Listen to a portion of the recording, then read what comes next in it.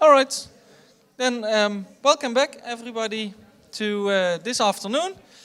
Thank you very much for being back on time, so we can actually start the next talk without deviation. But of course, we have to introduce some deviations today. So the session of this afternoon is actually swapped with a session of tomorrow. So there are two parts on process enhancement. So this afternoon, Dirk Valand will present his work, was originally scheduled for tomorrow, and the presentation of this afternoon is moved to tomorrow. This has to do, and it will be online, because of two positive COVID tests of both the authors that were supposed to present. So they are doing this online. But the first in the afternoon, first session of this afternoon is fortunately live and without any deviations. So I'm welcoming Jochen de Weert here. So we've been talking about process mining now for 1.5 days, with the starting point always being an event log. And especially those of you who've ever seen real systems, they know that event logs are not something that you get out of a computer easily. So Jochen is going to help us show us how you actually get to event logs and event data. So Jochen, go ahead. Is this working? Yeah? All right, thanks. Thank you, Barwen, for the introduction. So yes, indeed, I think for the past 1.5 days, you have been climbing a mountain, right? And you've been looking in quite a lot of difficult topics. Marking equations, alpha mining, declarative mining, etc. And so we're actually on top of the mountain, and now we put all on a blindfold, we walk towards the edge of the cliff and we jump, basically. That's a little bit what you can expect from this presentation, because data pre-processing is a topic in process mining which is, especially by academics, often disregarded, kind of like, let's assume that it's there and then we work with it. But there is actually quite a lot of things to say about it. So in this doctoral school, or in this summer school, the idea was to, for me to basically look at a more academic perspective on pre-processing, and then Rafael and Julian to complement it with a very practical perspective in their session. That's still something that you will get tomorrow. So yeah, this is what you can expect from my side. So yeah, maybe very shortly, I work in Leuven, obtained my PhD in business economics. So I'm not a real computer scientist, although we do quite a lot of computer science alike research. I have a research team, currently 8 PhD students, and roughly half of them actually work in process mining. I also have other PhDs in regular data science problems, or working on regular data science problems. But maybe Jari or Hans or Björn or Yannis, you might have met them already in maybe some of the academic conferences. All right, what did I prepare for today? Well, an introduction. Where do we source data? What are the complexities with sourcing event data? That's what I will introduce, or what I will do for introduction. We looked into the structure and extraction techniques, event correlation abstraction as an important topic. Then data quality, as you've seen on the introductory slide. I prepared this session together with Mo Win from Queensland University of Technology. She's actually someone with a lot of expertise and a lot of research projects recently on the topic of data quality, so I will also introduce you to that type of work. And then I will conclude with some more exotic things like IoT, like trace clustering, and like autoencoders, but that's something that will come at the end. If you have any questions, of course, we have questions at the end, but you can definitely also interrupt me. Let me start with this. This is from a tweet from Jorge Munoz Gama. Maybe you know him. Funny character, great researcher in our field. And he is a very active Twitter person. And this is of just a few weeks ago. So the POC took 4 months, 3 months for data collection, 1 for analysis. Beware of log. Yeah, that's exactly a picture summarizing the problem in process mining, especially for practitioners, right? So this is something that we should be aware of, I think, also more in research, and that we should think about certain problems with where to source the data and the complexities that come with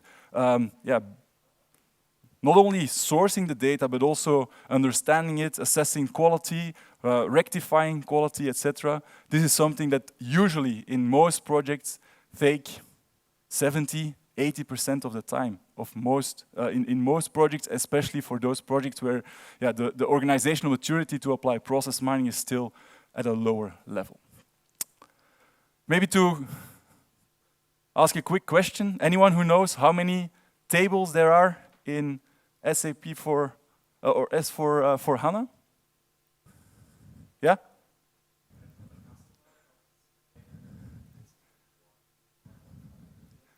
Yeah, it's actually, I read that it was 800,000. Yes, so but that already puts it a little bit into perspective, right? So you have a table that describes all the tables, and that usually has like 800,000 rows. So imagine that you as a, whatever, process analyst, data scientist, starts working within SAP to try to extract your data. That's the starting point, roughly 800,000 tables. That's not like something that is easily digestible, let's say, right? So event log preparation is key in any process mining project, but because it takes a lot of time, because there's lots of complexities. But in research, actually, research is quite limited in that sense. We haven't been looked at the whole process comprehensively, let's say. We have been focusing on a couple of topics, and I will introduce them here. Event abstraction is one of them. Data quality, also very recently, has gained a lot of traction, but to be honest, it's quite fragmented, right? So it's still quite fragmented, and I don't think I can claim that there are very good end-to-end solutions to cover the entire problem of like how to get to quality event data. That's also what you see in frameworks that describe methodologies for conducting a project. This is the PM² model, which you might know. Also there, you can see that there is an emphasis on extraction and data pre-processing. And if you look at the methodology and at papers that apply the methodology, you see that sometimes they have some explanations about it, but the core things that is being researched is typically not in that stage. 90% of the research, more than that, in process mining is typically in the fourth, in the fifth stage, but not really at the level of data pre-processing and extraction. All right, let's move a little bit to like what is this event data? We already got that introduction, so I will keep it short, but there is a few extra things I want to say, and I would like to couple it to the task of extracting data. So this is something that you should know by now, right? And I know in the regular program this would have been still be very easy. Dirk, who comes next, might actually put you upside down and start shaking with you in terms of my assumption that typically we have a case ID, an activity name, and a timestamp. Those are the three essential requirements that we need to do process mining, or at least that's what everyone says. And I also still claim this. So in basic form, we are looking for a data set that has those three essential requirements: a case ID, an activity name, and a timestamp, so that we understand the order of the events, right? I will not spend too much more detail on this. I think this is something that you know, and it's not too complex to understand. What we do see is that in many process mining cases, people, especially in practice, they are not only using these three essential fields in a data set, right? For a lot of process mining analysis, for filtering purposes, just to understand like the cases that you have, that you want to analyze, you typically use a lot of additional variables that come with traces or that come with events. So typically we make a distinction in process mining between case attributes. Those are basically static attributes that do not change, like in my small example, you had plant, country, city. Those are things that, like for one process instance, these variables stay the same, they keep the same value. We also have event attributes in an event log, or we can have event attributes in an event log. And those are typically features that are particular for a particular event, and they can also change over time, at least insofar that you record these events in a case, or record these event attributes for multiple types of events in a case. So usage typically for filtering purposes, contextual information is also often a reason to include these additional data attributes in your analysis. And then we have a large set of dedicated mining techniques. For instance, techniques focusing on a resource perspective, on costs, also in predictive process monitoring, of course, also there you see that these additional data attributes, their importance increases because only working with the activities and the timestamps and the case IDs is somewhat limiting as well. All right, good. Another point I want to make regarding that event data is, well, typically not something that I don't think we have talked about this in the introductory session, but well, events pertain to activities, right? So events reflect the execution of an activity in a business process. We can also talk about the fact that activities themselves have a life cycle, and that you might have multiple events that reflect state transitions in that life cycle of an activity. So to some extent, what you see here is, I think, the BPMN 2.0 activity life cycle model. So you might not just see one activity pertaining to one event pertaining to a single activity. That's something that we by default assume. That's what I said here, like the default in process mining would be atomic activities with completed events. So only the completed event is observed in the data set, and you only use that event type to reflect the activity that is being completed. Or in many cases, at least especially if you have an interest in performance analysis, preferably you would like to have basically two events being registered in the data set, and then typically the started and the completed event, because then you can, of course, do a more fine granular timing analysis, right? I think this is something that you know. There also have been some people that have been working on other event types. For instance, if you see abortions, etc., some like kind of stranger event types. But in typical process mining cases, we would either work with atomic events, and then we typically assume that the event that is observed is the completed timestamp, or we work with two events per activity, and in that case, we typically have started and completed events. Okay, is that clear? Good. So where do we source that data from? Where did you source your event data from? Well,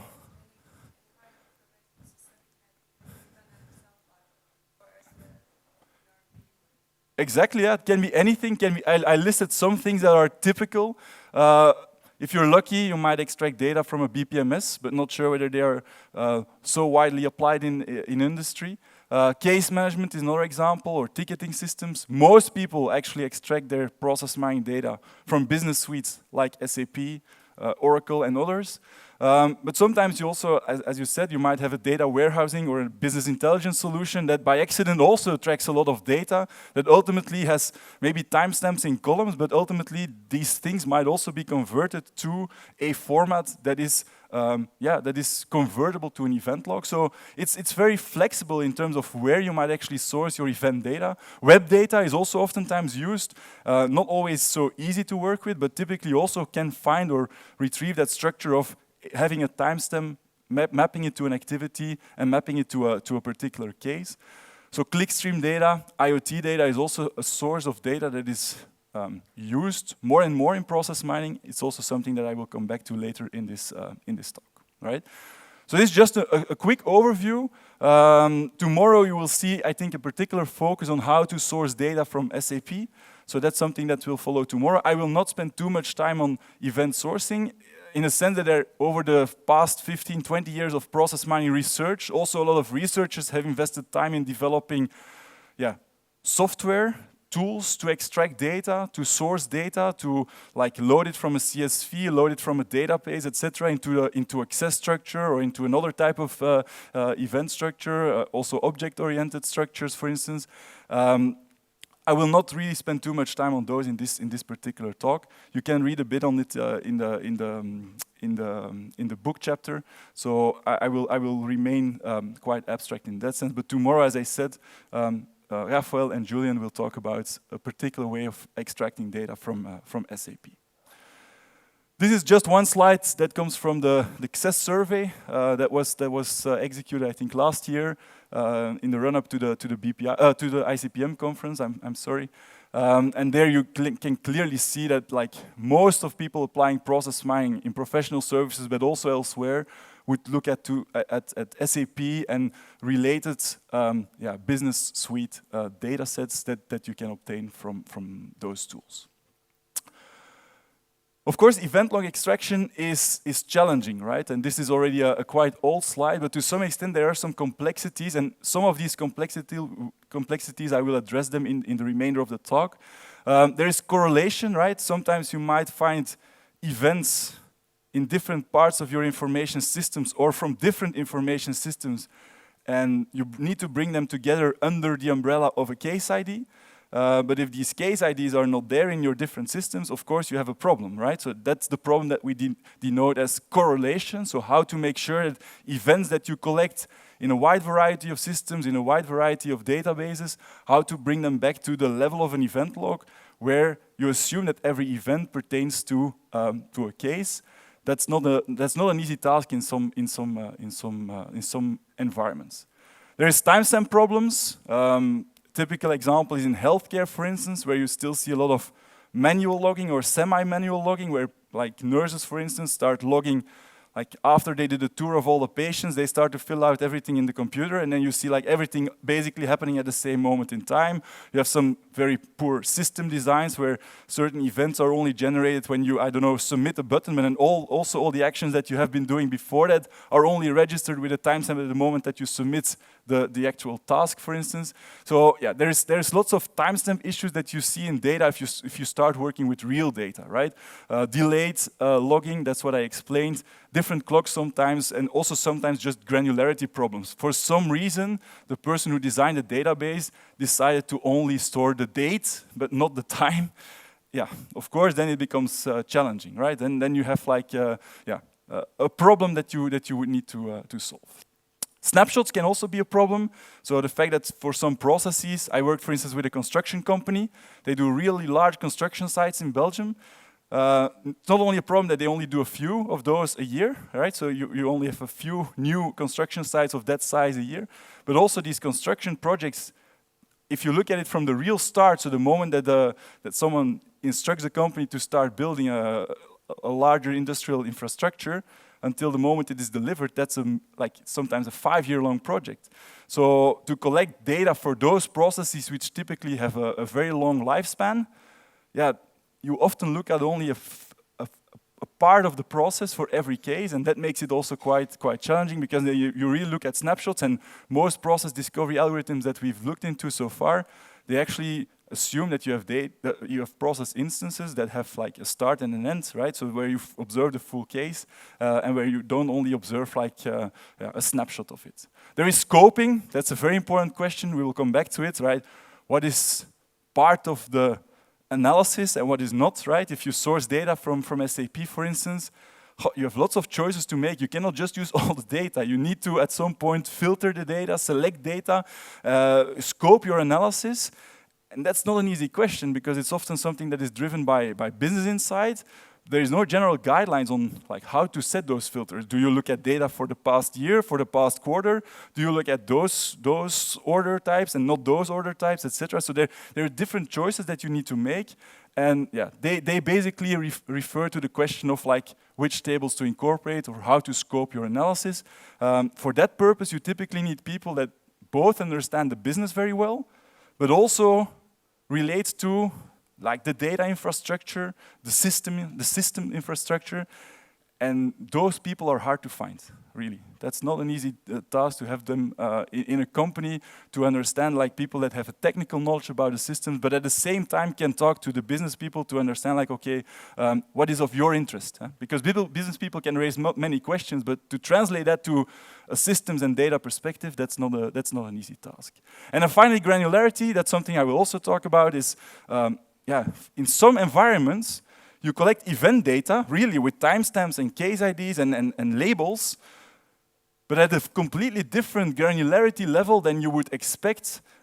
We started, I think, yesterday morning to say, like, we look at business processes and we need activities, but these activities, we automatically assume that they are business meaningful. So if you then develop a model, and you look at the model, and you let anyone in the organization look at the model, the person can read the model and understand it. But some event sources are at a much more fine granular level. So you cannot just apply a process discovery algorithm on that data, because what you will see is not necessarily only spaghetti, but it's just like not comprehensible at all, because you don't have the tasks that are business or the activities that are business meaningful in your visualization. So also that is a problem that is addressed in data preprocessing, how to bring that low granular data, those events, to a level, to an abstraction level where you can work with for applying process discovery and getting business meaningful insights. So what do you need in terms of skill sets? Well, that's also something that especially Mo, and Mo has done a lot of work on this survey. So what skills do you need? Well, basically SQL. SQL skills are like, if you would need one skill to do data preprocessing, extraction, management well, it's probably SQL. That's very obvious from the question in the survey as well. So database management, possibly given the complexity of many of those enterprise suites, also some knowledge on those enterprise suites might be extremely useful.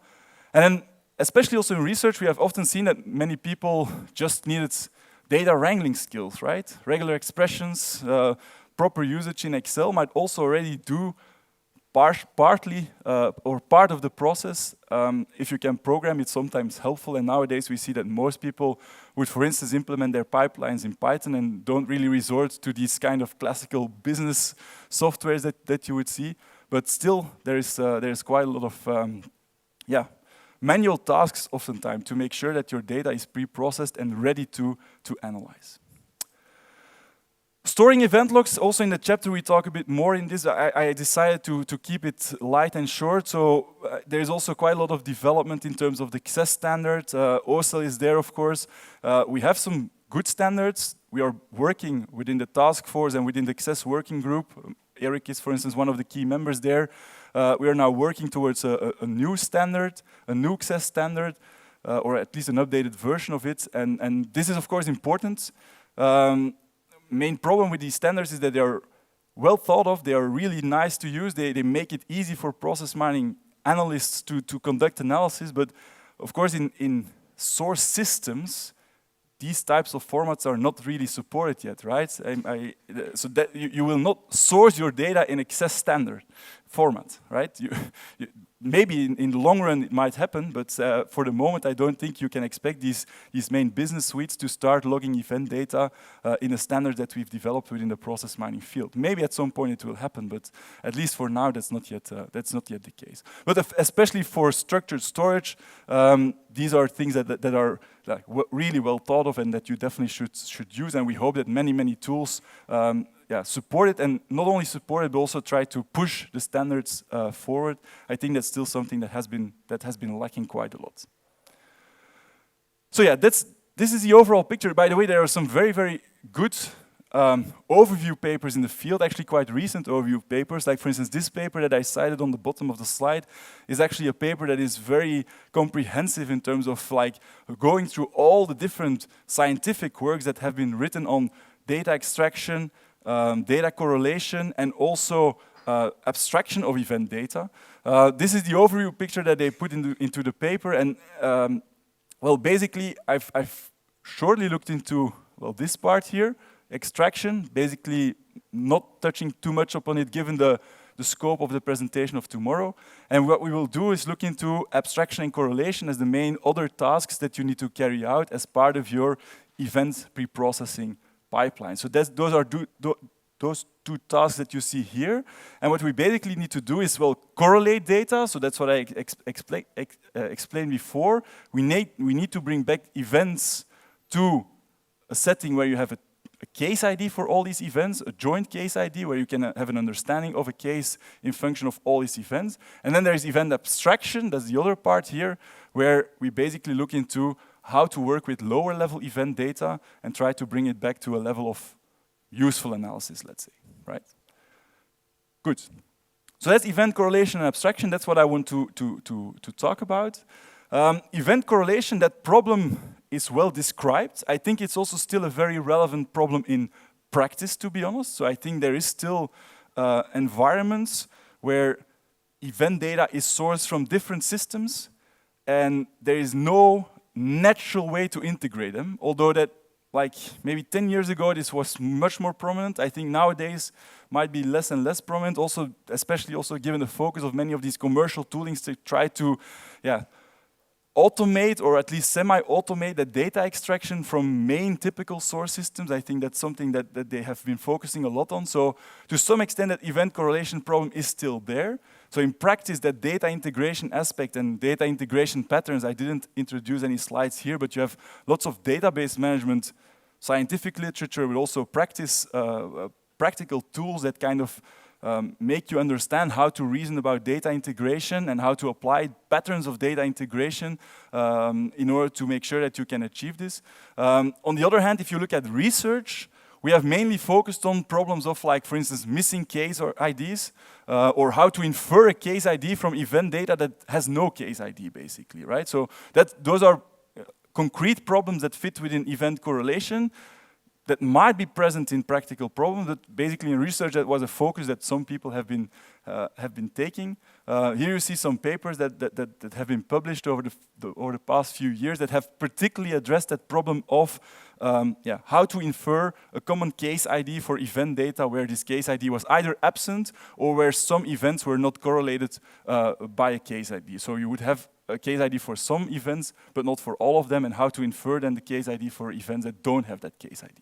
I will not detail all these different techniques. If you're interested, you can definitely have a look into these papers. There's different techniques, right? So there is model-based techniques, like based on Markov chains, and also the paper or the technique by Felix Manhart is also a very nice one there. You have also recent techniques, for instance, in the object-centric domain.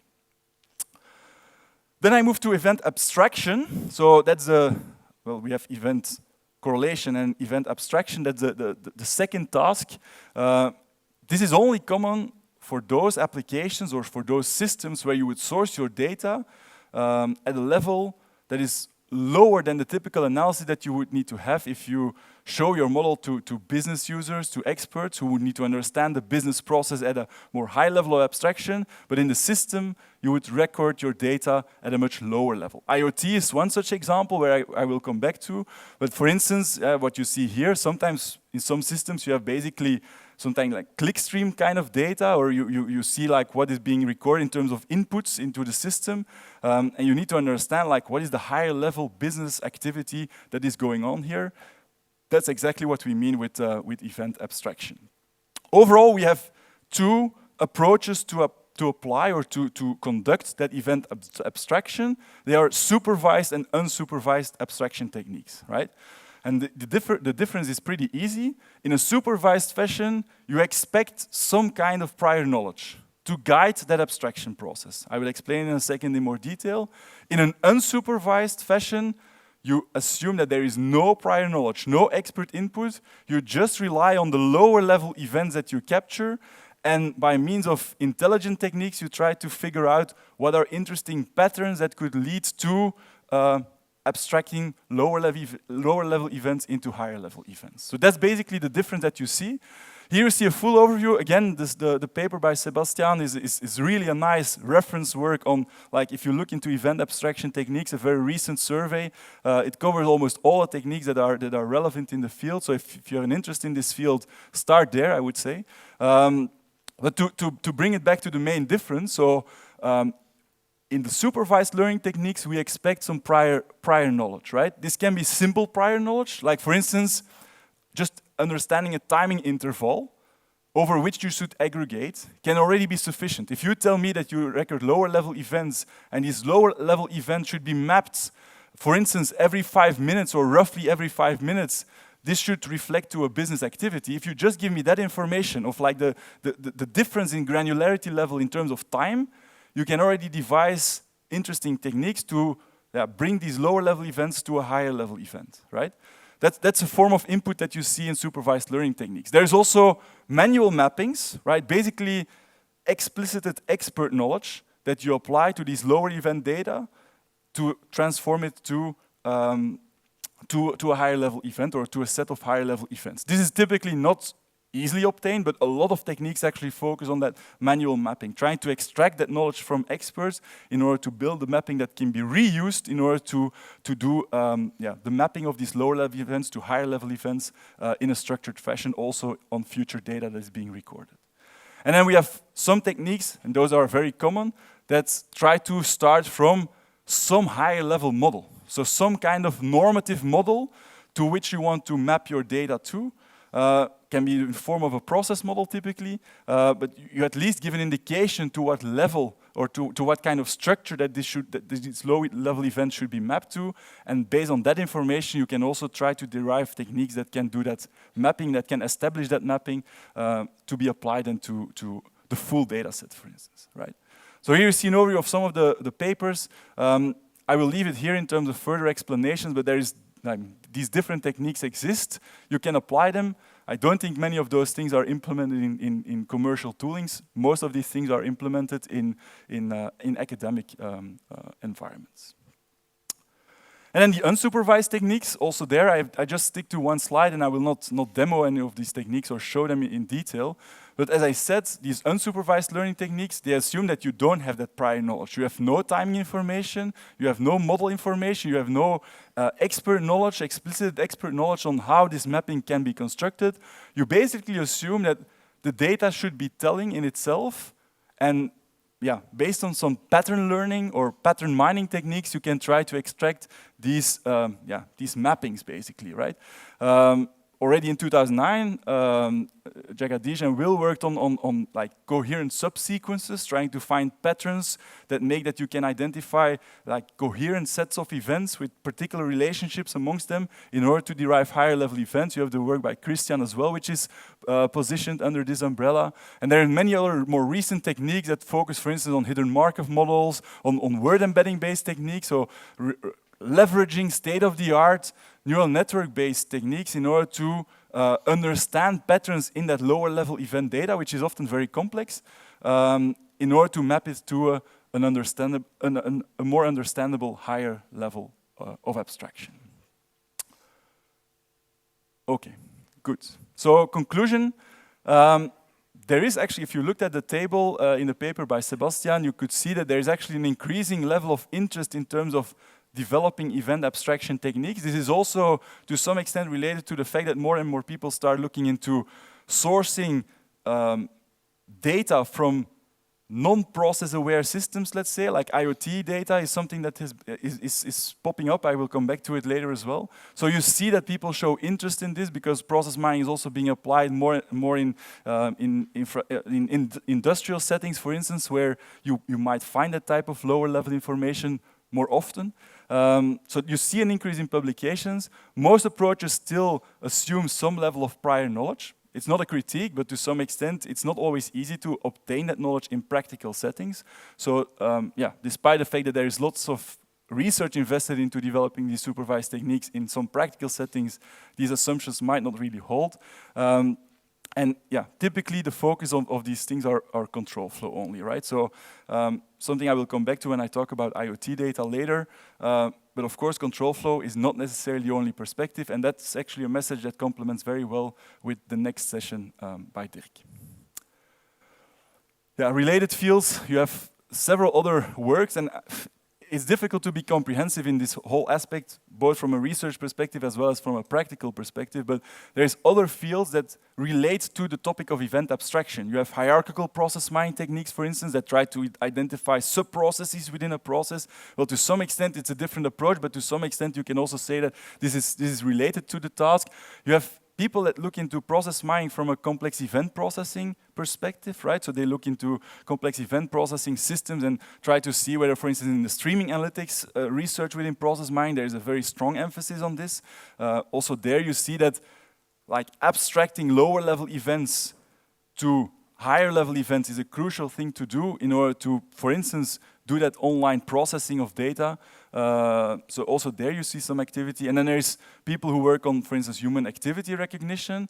So trying to derive what people do from sensor information in a house, for instance. That's also an area of research where quite a lot of people in the field, in the process mining field, have been looking into. All right, good. To make it a bit more concrete and to sum up that topic of event correlation abstraction, I'd like to show you one of the data sets that we worked on in my research group that is related to learning analytics. And I want to kind of, what I explained in terms of event abstraction, so trying to bring lower level events to a higher level, meaningful level for process mining, basically, for process discovery. It's true, you might have that context where you have like one to many, so one higher level event pertains to a set of lower level events, that's definitely a case that can be made. On the other hand, in process mining datasets, in event logs, you typically also have lots of additional attributes. So also these attributes might actually be used to navigate abstraction levels and analyze data from different perspectives without the need of having like this two-layered architecture with lower level events that need to be mapped to higher level events. You can actually also use attribute data to try to get different insights into how the control flow of a process looks like, and that's something that we especially did in the context of working with learning data. Let me give you an overview. So we have worked a lot on MOOC data sets, so massive open online courses. The advantage of MOOCs compared to other types of learning data is the fact that you typically have a lot of users, so a lot of cases, right? In regular classes, in Leuven, we might have quite a lot of students, but still, you look at a couple of hundred students, that's not really a lot. If you look at MOOCs, you have data sets of a few thousands of students typically, and that's already much more attractive from a process mining perspective. If you need to work with 30 students and all different traces of how they learned or worked with a tool or worked on a MOOC, it's not so easy to generalize that behavior. Even to just apply process discovery would not be such an easy task. But in a MOOC environment, you have that kind of, that size advantage of the number of cases that you can look into. So we did that quite extensively. This is the source data. This is the source data. JSON data, very common in web environments. Actually, this the default source data there, especially for anything that is JavaScript based or whatever. So this is source data, right? And how to extract an event here, right? How many events would there be in this thing? Well, it's one. So it's not an easy task to identify what it is. Why is it not easy? Well, each event is one line in JSON, but you have nested JSON, so these things refer to objects and they are nested structures. They were not intended to be human readable at all, right? So that data structure is not human readable. It was meant to just store data reflecting real-time communication between server and browser. So it's quite cumbersome to pre-process. You have lots of redundant data that is not necessary for process mining, and it requires quite a lot of effort to basically write a kind of script that would extract the right pieces of information from such a JSON log, right? But that's actually what we did. So we tried to, based on these JSON log files, to try to derive what students did in the MOOC. That's basically something that you do by trying to get to this initial data format where you have a timestamp that's pretty easy to detect, of course, a username and an event type, and then like basically a content link, right? So a web link that refers to what page this person was on or what object this person was working with. That's what you see here. And then you try to map that, of course, because that's basically a URL. So you need to link it to something that is more meaningful. For instance, in our case, we mapped that to chapters and sections so that we understood what this event would be applied to, right? Because you can find that type of activity data in the original JSON format, but not necessarily this type of data. So that's kind of the extraction process that you need to go through to map all these referrals to the right objects and to understand then the different course objects that you have in your online environment. So that's the activity, that's what you do. But what I want to show is basically if you see this here, right, so this would be the activity that we're interested in. Right? But you can actually collect quite a lot of other features. I now restrict myself to chapter and section, but actually navigating the abstraction hierarchy can also happen by including certain additional variables, which seem additional variables here, in the activity label, right? So instead of just looking at play video, we might say like, okay, the student played the video of chapter 5, section 3, right?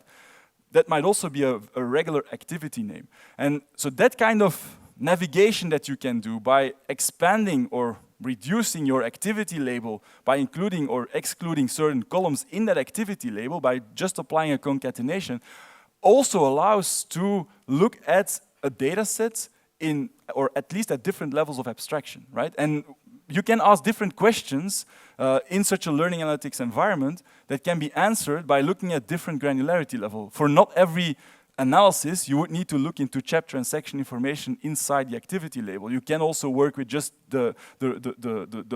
let's say the event type itself, only the event type. Of course, then you look at a different type of model, but it's possible. You navigate the abstraction level in the data. So that's something that we did, but there's other researchers in process mining who have been working a lot on that type of data. For instance, Jorge, I mentioned him before in the HAP lab, his research lab. They're actually doing a lot of learning analytics research based on process mining, and they are actually looking at similar types of analysis techniques to try to extract visual models of how students learn, understand the impact of, for instance, dropout or performance. That's something that we did in the PhD of Galina Dieva. All right, let me check the time. So that was basically a rough sketch of data pre-processing pipelines in terms of extraction, correlation, abstraction, the three main tasks that we typically distinguish in that pre-processing pipeline. Data quality is an orthogonal problem that is present everywhere, right? So it's very important to understand what data quality in process mining is about. And my main message is basically we still lack a lot of insights there, right? Even from a research perspective, there is still a lot of things that we need to understand better. Yeah, this is a bit stupid, but yeah, this applies everywhere, but especially also in process mining. Let's have a look at a few examples. So this is work from Mo Win in Queensland, or well, in Brisbane. She has been working a lot in recent years on data quality in process mining. Some examples of problems that you might encounter, right? Distorted attribute value. So here you see a data set, an original event log with a resource, right? A resource field. Might not already be very qualitative, and that's exactly the problem. So your resource is recorded, but you actually have multiple representations of the same physical person, right? So our Andrews here is basically denoted in, let's say, at least four different ways in our data set. So what does it yield? Well, if you want to, for instance, just check a certain rule, you want to check whether our Andrews didn't do a certain task, for instance, well, you might end up with the wrong analysis, right? You might say like, no, our Andrews is not doing that activity, while actually in practice, or in the data even it is the case, but your data quality was too poor to understand. Another problem is inadvertent time travel, something that we often see in manual logging, right? So here you see a data set on the left-hand side of a hospital data set, like you have cases, people arriving, or well, reporting an accident and the hospital arrival time. But here you see that like the person arrived just after midnight, the accident happened before midnight, but in the data set, the date is messed up, right? So the date was not properly recorded.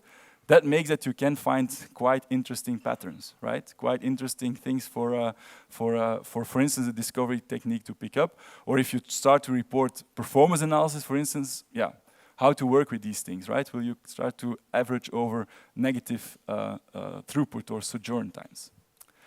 Another problem is activity label pollution, right? So that's especially a problematic issue, right? If you would have, similarly to what I have had for resource, but if you would have this at the activity level, so different strings for basically the same activity, yeah, that would also become problematic. You would get different kind of paths in your model, but they are meaningless to a person looking at the model because they are basically essentially the same activity. So also there, you need to take into account data quality. Just very simple problems, but in reality, these things occur, of course, right? So in reality, and you might think like this is simple to deal with, but on the other hand, yeah, maybe not so, right? Maybe it is not so easy to identify all these quality problems, and that's exactly what this research in process mining data quality is about. Already in the process mining manifesto from so many years ago, there was already a discussion on maturity levels of event log data, right? They identified 5 different maturity levels, going from basically manual logging, where there's no quality guarantee whatsoever, to basically things that are semantically annotated and come from a BPMS system. Well, probably most of the people are somewhere in between, and well, except for this table in the manifesto, I have not really seen people analyzing these different levels in other pieces of work. So what are the questions of interest in data quality? Well, first of all, how do we recognize data quality in event data, right? So what is it about? How do we assess data quality? How do we quantify the impact of data quality on a process mining analysis? How do we potentially improve it? So maybe repair the quality of data or repair the data so that the quality improves.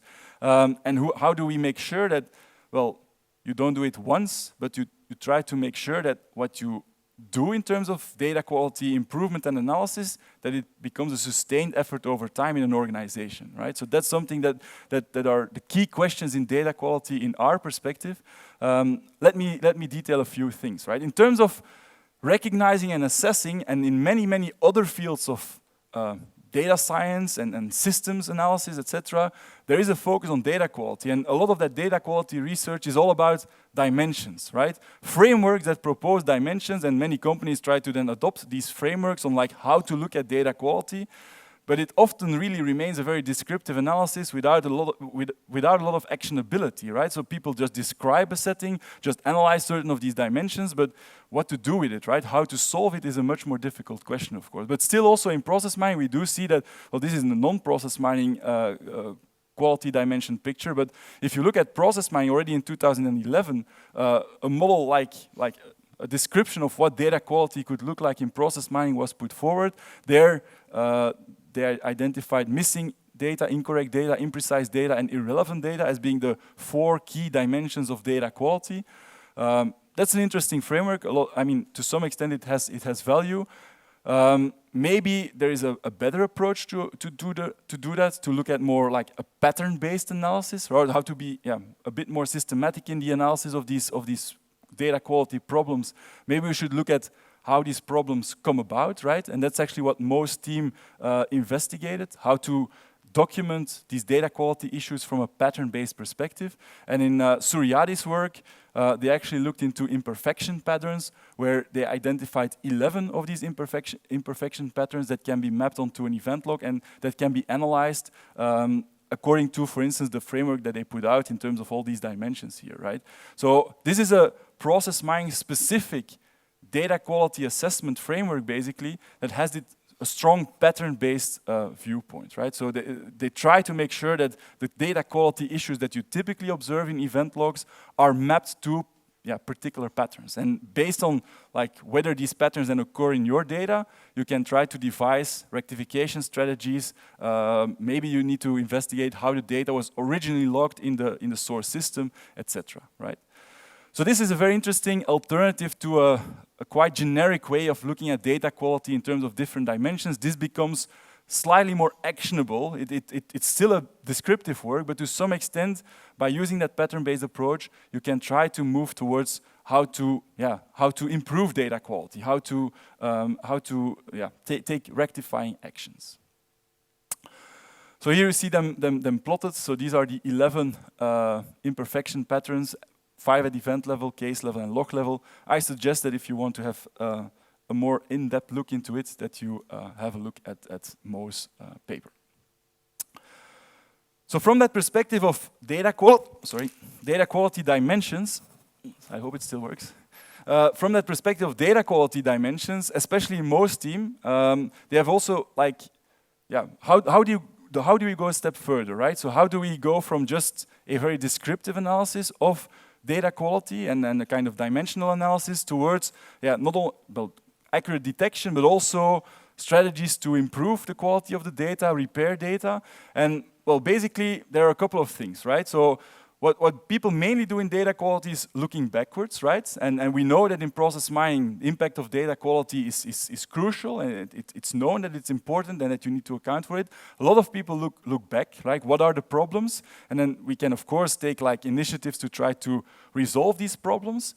But maybe we can also try to look ahead, right? So not only look at like where the data comes from and try to solve problems there, but also try to make sure that we have process mining techniques that can cope with data quality issues, right? That's basically a bit of the perspective of looking ahead. How do we make sure that the techniques or the models that we produce or the insights that we produce are informed by data quality, right? Because solving data quality, I can tell you, we've worked with so many banks, with so many other types of institutions.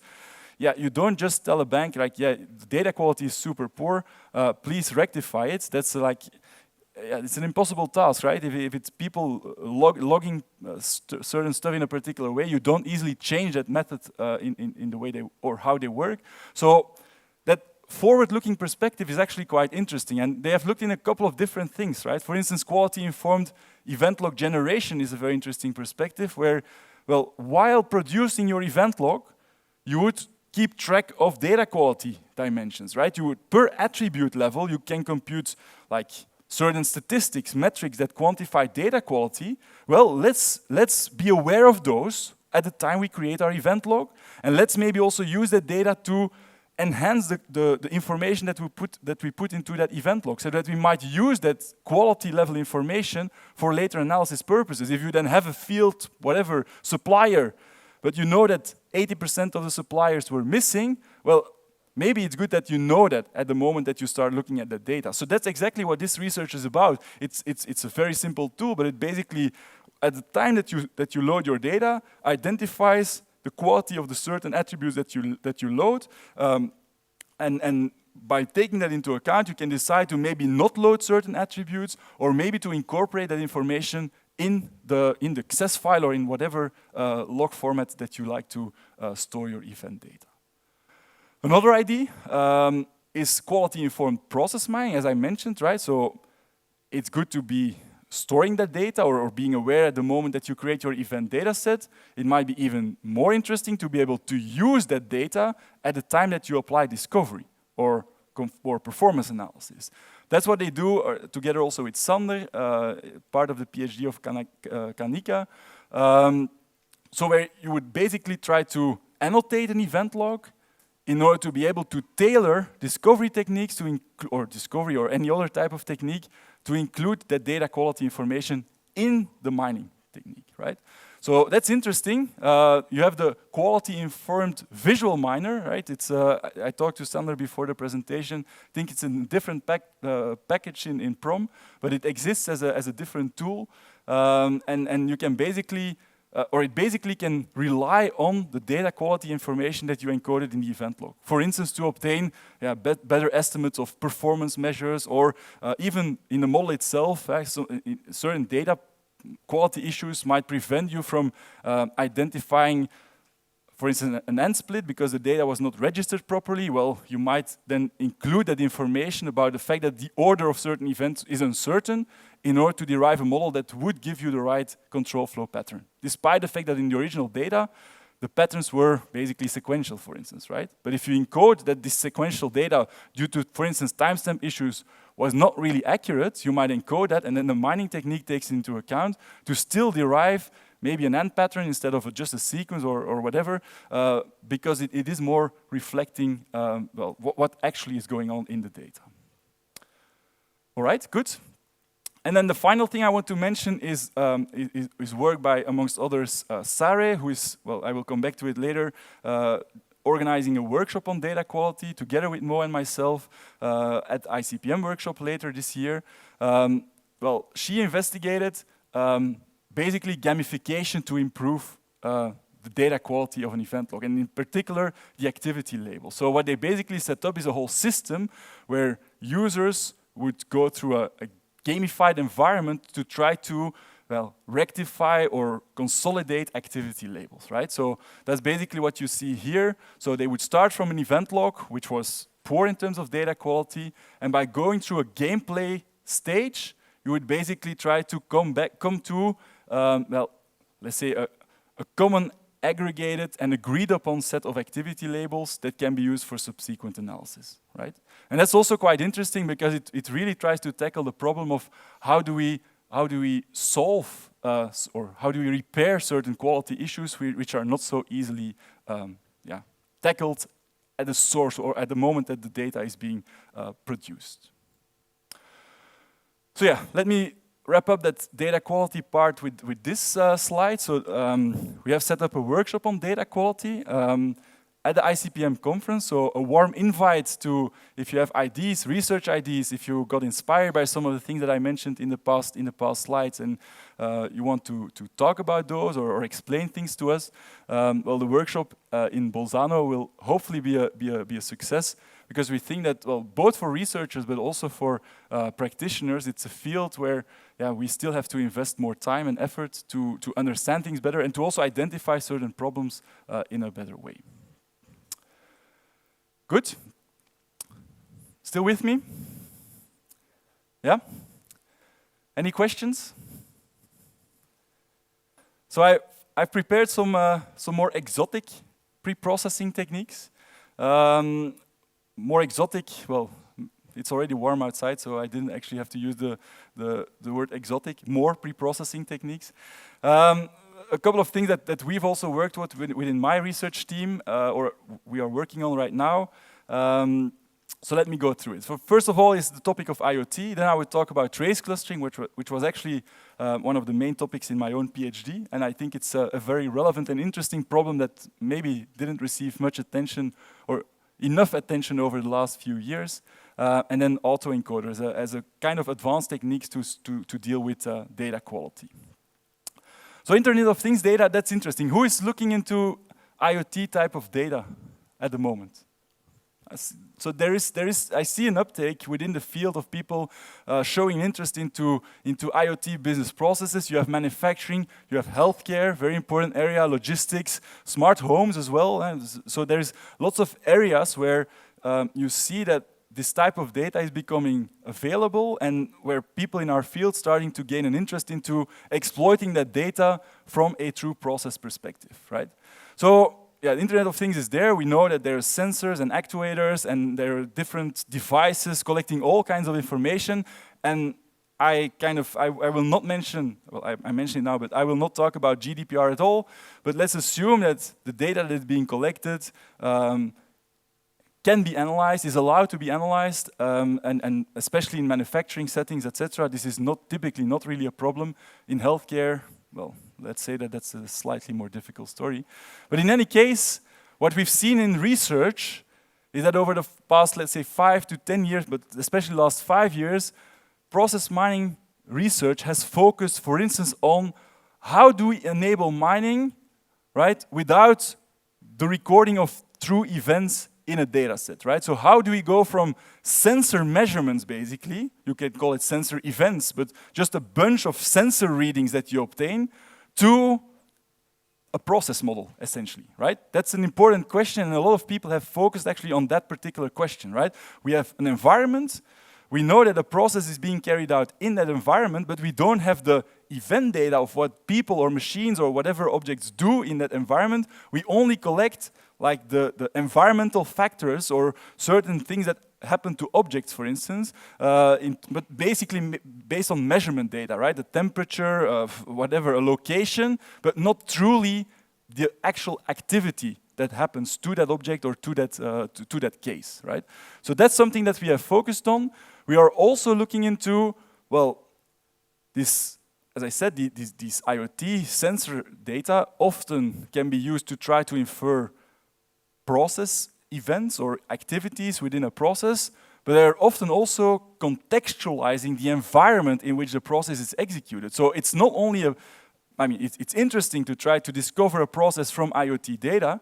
It's even more interesting to also understand that certain pieces of that IoT data might not be necessary or useful to identify events, but might be interesting to understand additional external environmental factors that can be useful for process mining analysis, but not under the format of the event. Maybe as additional attributes they can become interesting. But that's also something that we look into, right? How to contextualize existing event data by means of these IoT sensors, right?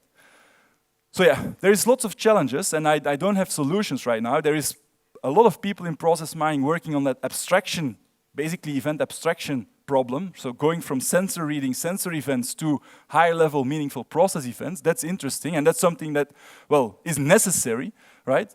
But IoT data does not always relate to control flow, might also just reflect process context and not only control flow.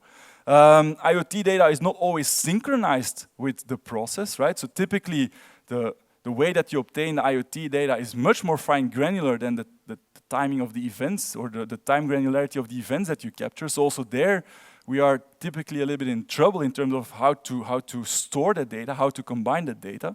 So that synchronization issue is a problem. Quality, not sure, I mean, like in regular process-aware information systems, data quality can already be pretty poor. Imagine that you work in a sensor environment where sensors get outlier readings, sensors are defect, whatever. You have all kinds of problems in IoT environments, also alignment of sensors, etc., that impact the quality of the data that you use. So also there, that's a big problem. And then IoT data volume, right? Typically, if you compare it to, well, in process mining, we might look at large data sets, but if you look at like typical IoT data sets, it's a few magnitudes more of data that you're looking into.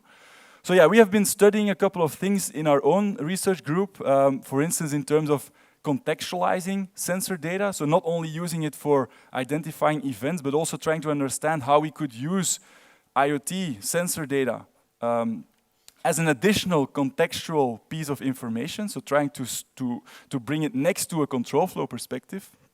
I will keep this short, but we, for instance, worked on a simulated case that was well known in the context of IoT process modeling, where they would basically look at a kind of smart distribution center example where you would have like fresh produce, for instance, arriving on pallets in a truck, and you would need to unload them, and the first decision that you would need to make is basically, are these fresh produce, or is this fresh produce still sellable, right? Is it still good enough to sell it? And this depends on a lot of things, and you have now like very smart pallets and trucks that keep track of all kinds of physical contexts, right? Temperature, shocks, movement in all kinds of directions, etc. So we have that information. It's low-level data, right? It's like temperature readings every half a second or even every second, movement data, very fine granular data.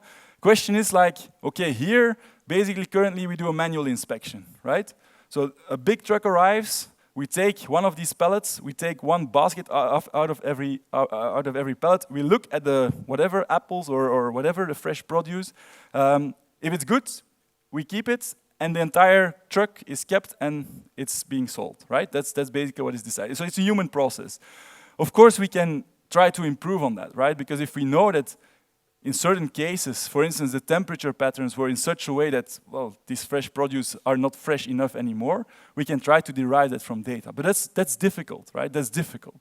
So that's something that we are trying to work on and trying to see how we can basically encode that information and try to, not only store that information, but then also use that information to enhance for instance, a model in terms of decision point analysis.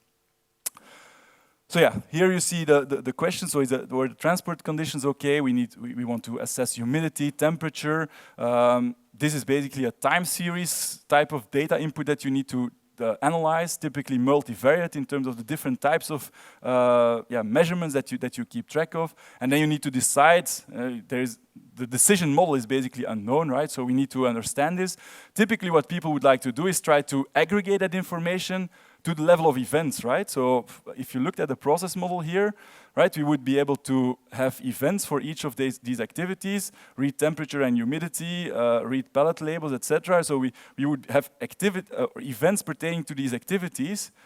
The question is a little bit like, can we store time series information like the information that I mentioned here, right? So this type of information, can we store it at the level of the individual process events?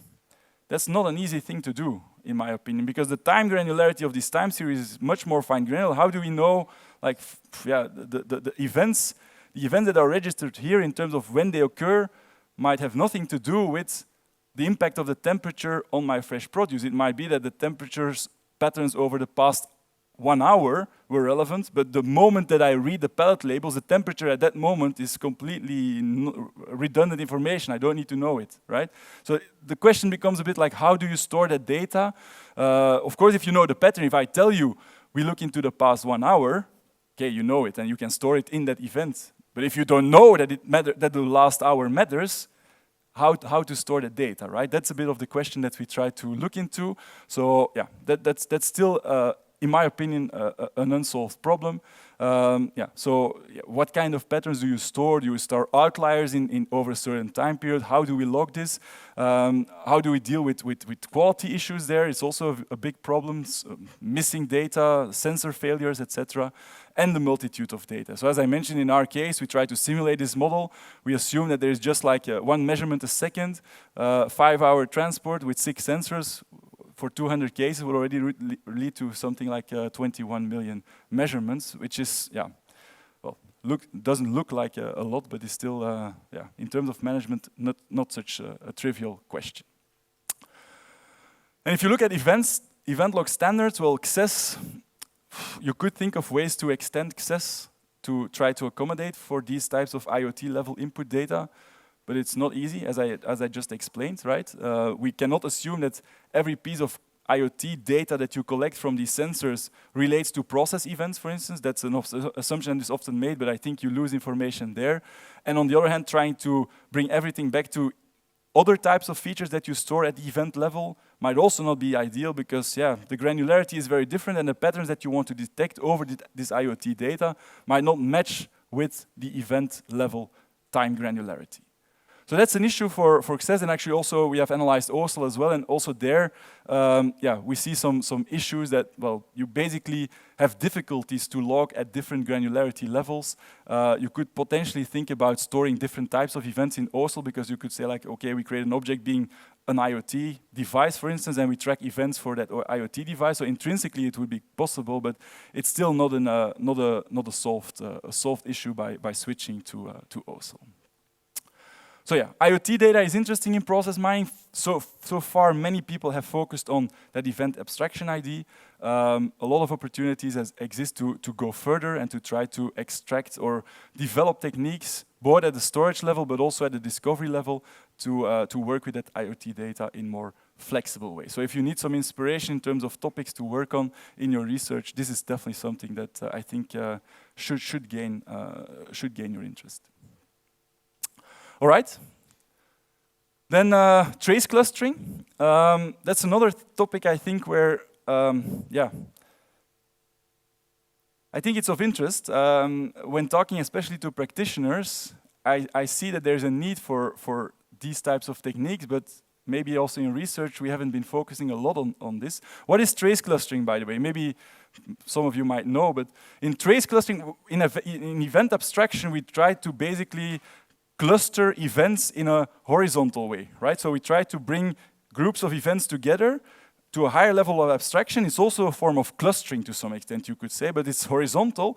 We here want to separate a log vertically, basically. So we want to create, trace groups, basically. So we see so many cases, right? And we want to make sure that we can find groups of traces of interest, groups of cases of interest, right? And that's what we do in trace clustering.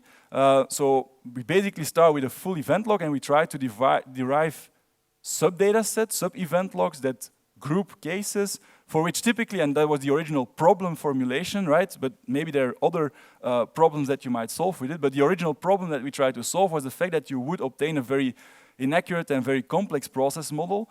And even given the very nice and interesting process discovery technique that have been proposed in the recent years, I think there is still a problem with many data sets in terms of the complexity of the model that you would obtain. So this trace clustering is interesting. People have looked into this problem, of course. If I look at it broadly, it's not a perfect categorization, but let's say broadly, you see two types of approaches, right? You can look at it from a very data-driven, and I call it here distance-based perspective. So you have your cases in your data sets. They pertain to sequences of events. You try to basically featureize these sequences and then apply a clustering technique on top of the features that you derive. So you can keep it very simple. You could say, like, I just define an activity profile. I just create a vector with all my activity labels, and I just indicate where that activity is present or how many times that activity was present in a case. I have a vector representation of all my cases. I apply k-means to it, and I get a solution, right? That's a very simple distance-based clustering solution that can work very well in some cases, right? You could also use trace attributes, for instance, on top of that. You can use more complex patterns, like, for instance, 2 grams or 3 grams, or Jagadish also suggested some very, very exotic types of patterns. You can use a lot of things to create that feature vector, and it can become a very a high-dimensional vector. But to some extent, that's interesting. We approached it from a slightly different perspective, in the sense that you can also look into a more model-driven approach to trace clustering, because every single of these clusters, groups of traces, actually, in the end, what you want to obtain are good process models that reflect that group of traces well, right? So you can also try to drive that clustering algorithm by means of the underlying models that it produces or generates, right? And that's exactly what we try to do in research in our group. Also, other people have looked into it, but the algorithms that we developed try to, for instance, optimize an underlying Petri net or an underlying process model representation in order to, basically guide the clustering by means of the underlying model.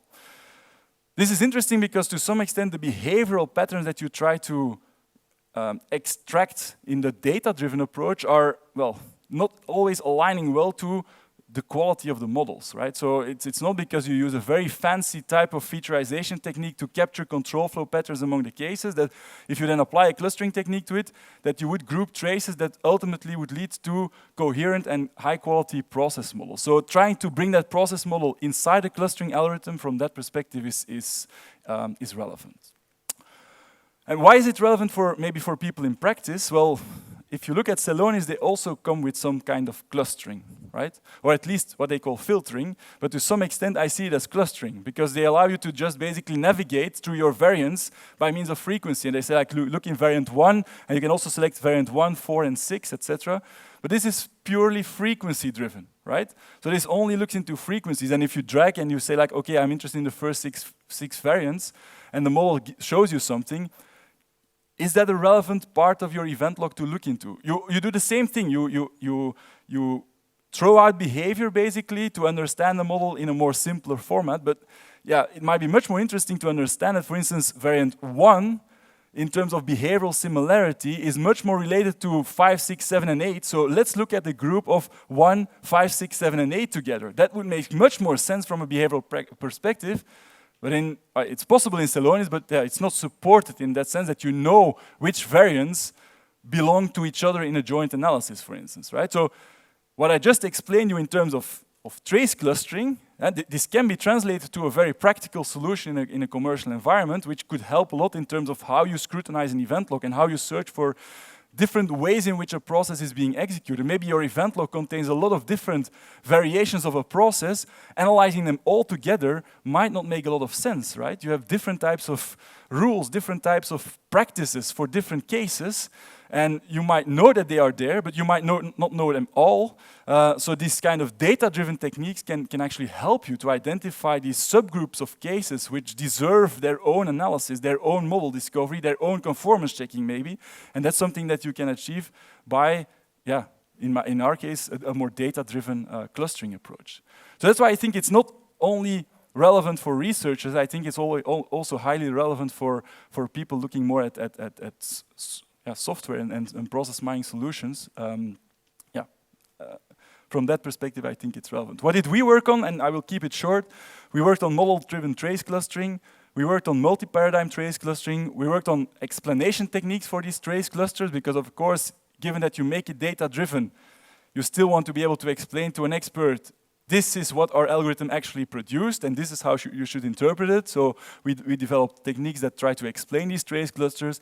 And we also worked on expert-driven trace clustering, where you would basically not only guide the clusters by means of, for instance, the models that are created underneath or the data features that come with your traces, but also informed by certain expert knowledge, right? For instance, saying these two cases, despite the fact that they look very similar in terms of how they were executed, I still want them to be in separate clusters, right?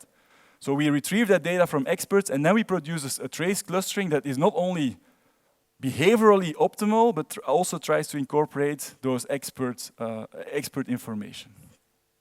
Good, so let me have a quick look. So ActiveTrack is one of the algorithms that we developed. It's I would say, a rather naive technique, but to some extent, it still works pretty well in the sense that you just run sequentially through an event log, case by case. We typically try to order them, well, we try to group them by variant and then run through the event log. That's typically a little bit more computationally friendly, but we basically create process models and we try to assign our cases to the different clusters, but basically based on how well they fit in certain process models, right? So that's basically how we try to derive the clustering. We have improved this, or at least we have tried to make these approaches more scalable by looking into a hierarchical structure where you would first try to identify what we call super instances. So we create a clustering that is data-driven or that is steered from a data-driven perspective, for instance, based on trace similarity techniques, and then apply model-driven techniques on, well, only on the super instances. So let me maybe show that to you. So we first create an overclustering. You can say, like, for instance, you use the activity profiles or maybe something slightly more complex. You apply k-means, that's relatively scalable, goes pretty fast on most data sets. But you create, like, let's say 50 clusters or 100 clusters, something that is not really reasonable from an expert to say, like, okay, you cannot work with 100 clusters, right? So that's not really doable. But we, in our approach, we do create, let's say, 50 or 100 or 200 clusters, purely data-driven, to try to understand a bit like, okay, where are the most common sets of traces based on a simple featurization, but then based on that, we select super instances. So we select one observation, one variant in each of those clusters that is most representative for that cluster. You could do it in different ways. You can do it frequency-driven. You can do it based on centrality within the cluster, like how representative is that trace with respect to all other traces. So you select your super instances, and then you apply a second clustering approach that works with these super instances only, and that's actually giving some very good results in terms of, well, here you see the algorithmic approach. I will skip this. This is not so important. It's exactly what I showed in the previous slide. But by doing so, by doing that two-stage approach, you can actually try to balance the computational performance with the, well, behavioral quality, let's say, of the created clusters. Yeah, that's what I show in this slide. So in terms of the performance and in terms of, well, both the F-score that we computed for the process models as well in terms of the runtime, we can strike a much better balance. Two more slides on this topic. Trace clustering explanations. That's what I mentioned before, right? So explainable AI is a hot topic nowadays. This was a paper I think was produced, well, the original work was, I think, presented at, if I recall well, the BPM conference of 2015 or 2014. So it's quite some time ago, before XAI gained any leverage, let's say.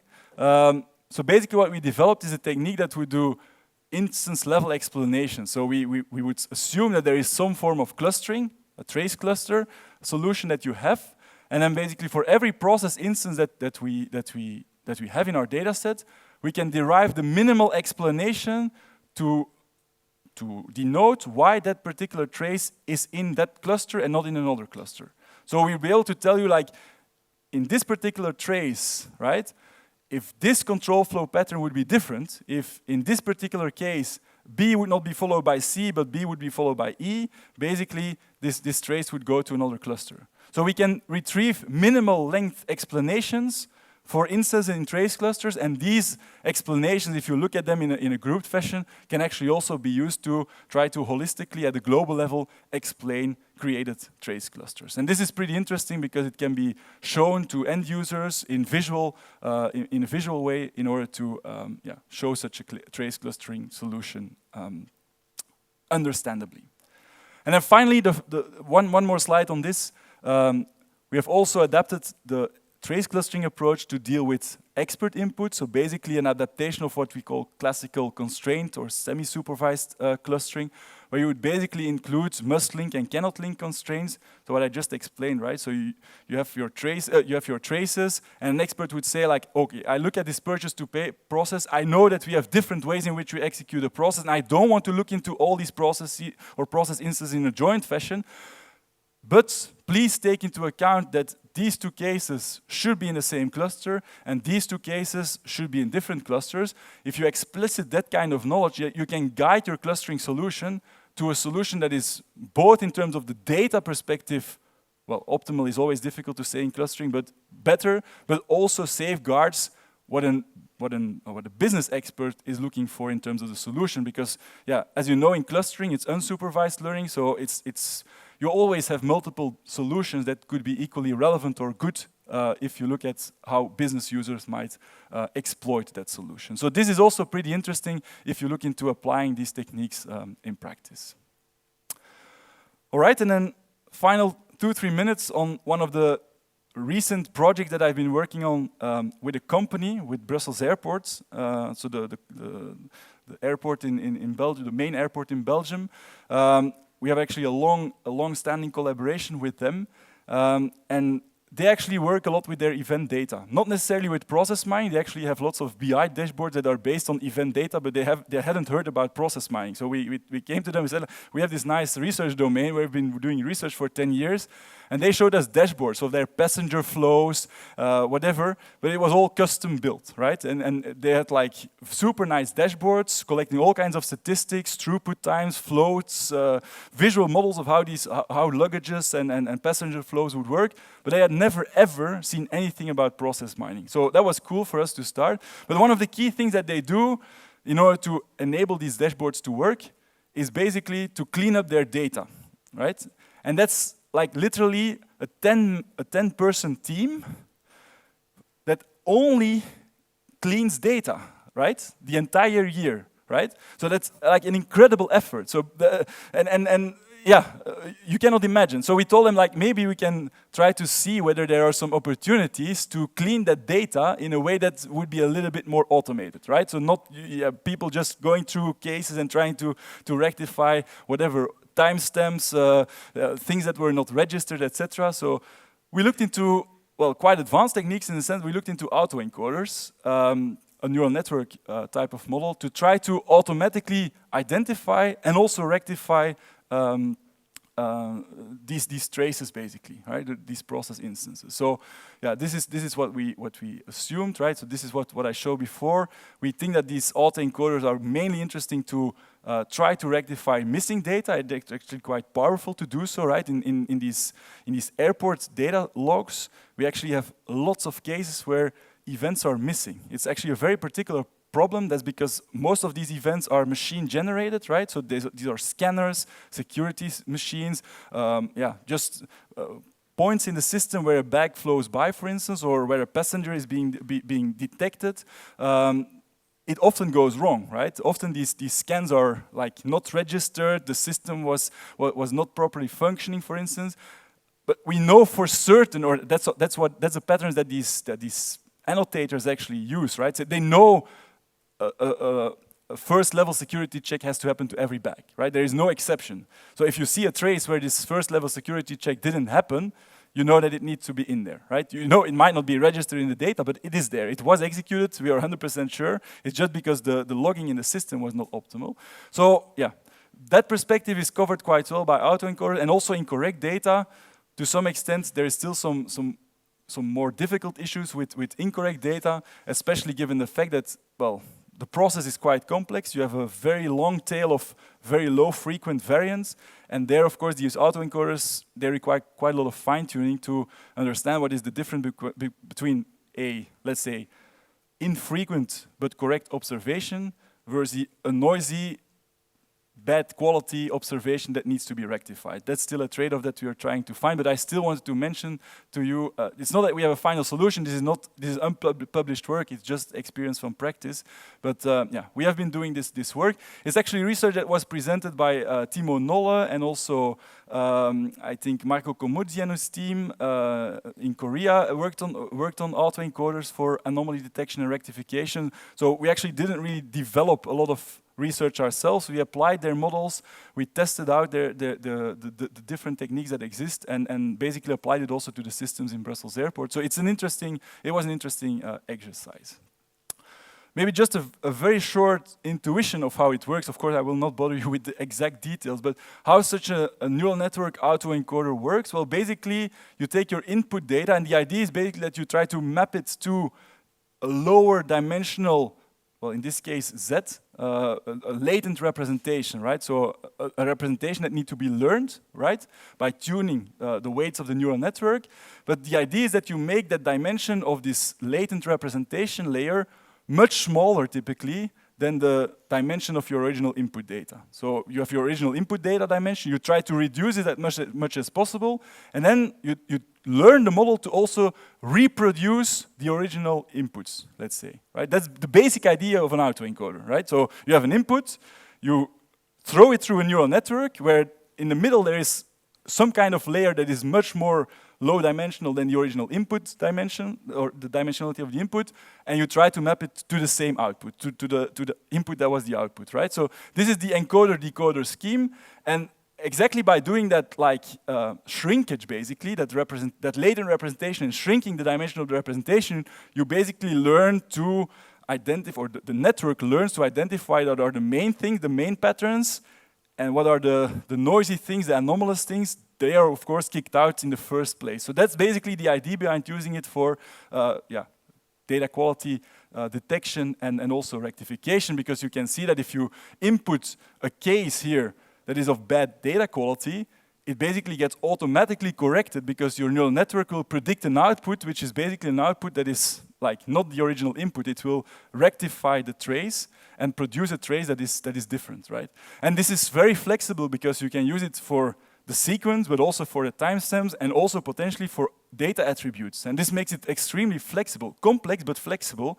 And this is exactly what was needed at Brussels Airport to understand how we could actually map that manual task to a model that would deal with the complexity of reality, basically, right? You can think of handcrafted techniques that would correct sequential problems, right? If you observe something, you don't observe it, you just put it there and it's there. That's what they do, but yeah, it's a multi-dimensional analysis, of course. It's not only about the activity label, it's also about a good timestamp, it's also about all the other attributes that come with the events. So yeah, that's what you do in autoencoding. Yeah, that's exactly what I just explained, so I will not redo that. We applied it in Brussels Airport to quite complex models. And these are the typical models that we look into. And this is just a luggage handling system, right? So intrinsically, they have simulation models of this process that I can draw on a piece of A4, right? And then we apply process mining, and we tell them, yeah, your actual process looks like this. And then they go nuts, or they went nuts. Now they understand, but it took us 5 years to explain it to them. So yeah, that's what we do, and these autoencoders are one of the key outputs that we show to them, and they are now trying to implement this, use this structurally. It's not easy to convince them, but yeah, it's something that has been received very well within the project. All right, let me conclude. I sketched a slightly more academic perspective on data pre-processing. There is a lot more things to think about in process mining and pre-processing for process mining. There is predictive process modeling, a session that will follow on Thursday, where actually like the perspective is very different, but also the data pre-processing and how to handle the event data is actually very different. You will, I think Chiara Di Francesco Marino will talk about predictive process monitoring. Yeah, the way in which you pre-process that data for training models, evaluating models, it's a different story. So there's a lot of things that to say about that. We worked on, for instance, the creation of benchmark data sets that could be used. Event log anonymization and privacy preservation is also something that actually belongs to this type of topic. I think Felix is coming later this week to talk about responsible process mining, and I think also that is a topic of his talk, but also there you see lots of researchers doing quite interesting works recently, and it's definitely also part of the data pre-processing scheme. And NLP is also something that I think people should exploit more. In other domains of data science and machine learning, text data, speech, but especially text data, image data, they are often very, very important for researchers to develop techniques for. Also within process mining, you see that there's actually a lot of textual data that we barely use, or that we consider out of scope of a typical process mining project. But I think there is a lot more effort that can be done to try to include textual data.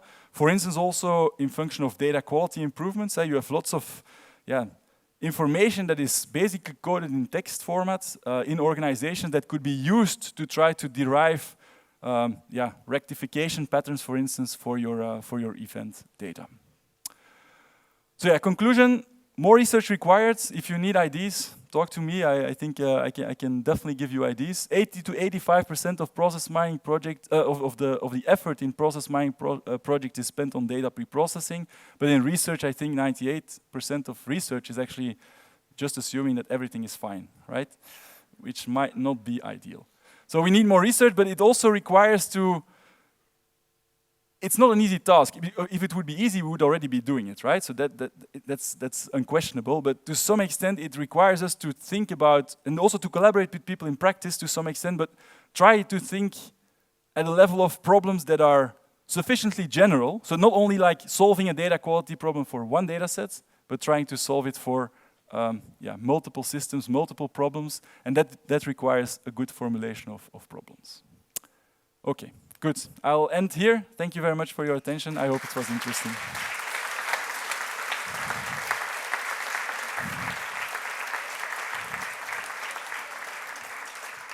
So I see that there is minus 1 minute left for questions. So yes, and I propose we take the questions into the coffee break. Otherwise, we'll start the last session late. So sorry about that, Jochen, but my problem. Thanks anyway. Thank you very much.